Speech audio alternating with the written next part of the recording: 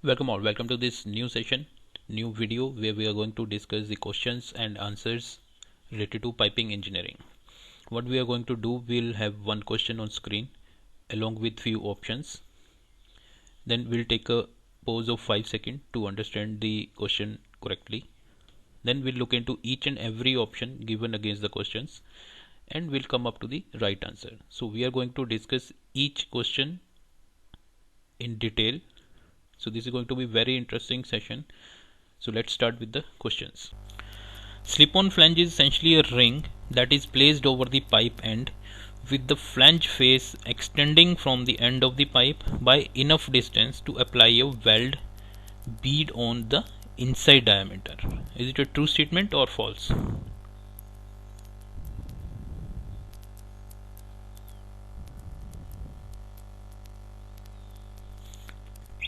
The answer is true. If you look at the flange, this is the main picture of slip-on flange and this is how it is welded to pipe. Okay, there is always some gap just to absorb the stresses because of welding. So this is how it is talking about. It's essentially a ring. This is essentially a ring that is placed over the end of pipe, okay, with the flange face extended from the end of the pipe by enough distance. So we are talking about this distance to apply a weld bead. This weld bead will be there also. There may be some movement of the pipe because of expansion or any weld stresses. So this is how we are having a slip-on flange with pipe. How many types of flange faces are there? 3, 5, 4 or 6?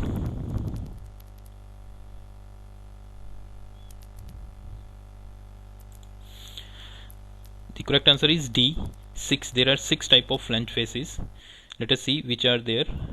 Flat face, raised face, ring type joint, lap joint, male and female, tongue and groove. Okay, so this is pictorial view. This is flat face, this is raised face. Okay, this is lap joint. Two different materials are there. This is a ring type joint. Okay, these kind of rings are there on the surface of the flange. Then male and female. This is kind of male and female type of joints. This is tongue and groove. This tongue may enter into this groove to get the better sealing. So these are the 6 type of flange faces which are available. What are the applications of slip-on flanges? They are mainly used for fluids at low pressure or with little risk of leakage.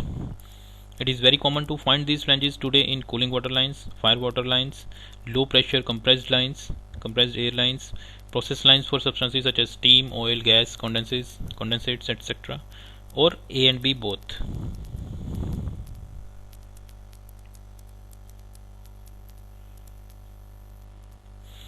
The correct answer is C. Both these statements are correct. Actually, in this case, we are talking about the applications of slip-on flanges, where we are going to use these kind of flanges.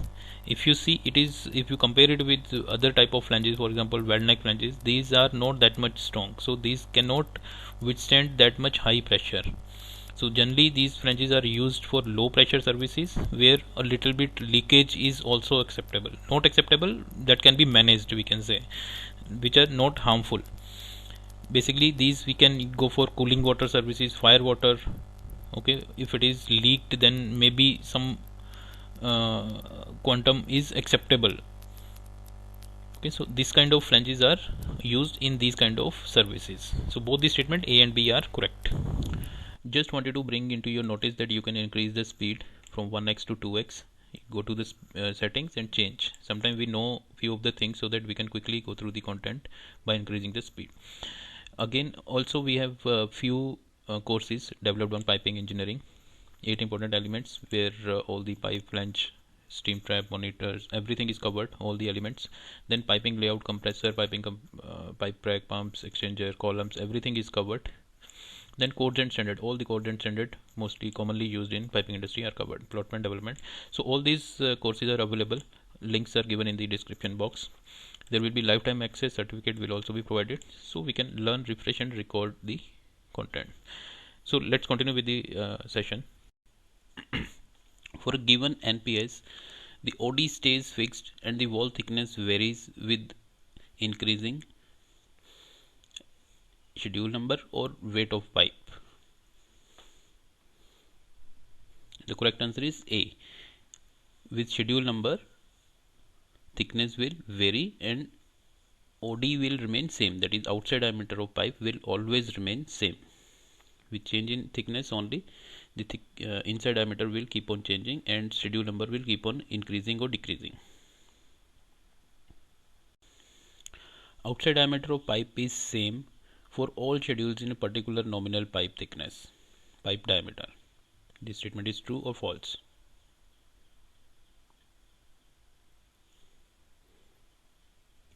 The correct answer is A.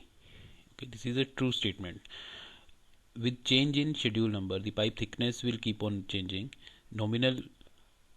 Once the nominal pipe diameter is same, the outside diameter will remain same. Only change will be the thickness or schedule number or the ID, inside diameter. Outside diameter will remain always same. The OD in mm of a pipe NPS 14 or higher can easily be calculated by simply multiplying the NPS by 25.4. Is it a true statement or false?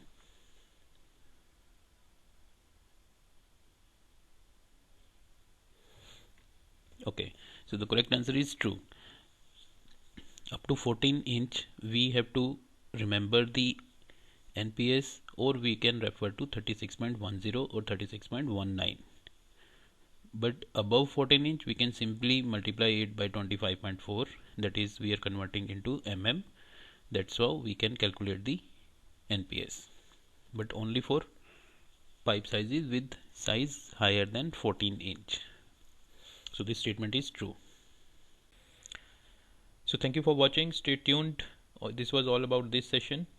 There are so many other videos available in playlists and on this channel. You can always look into this. You can always mention a topic in your comment section so that we can make videos on those topics also.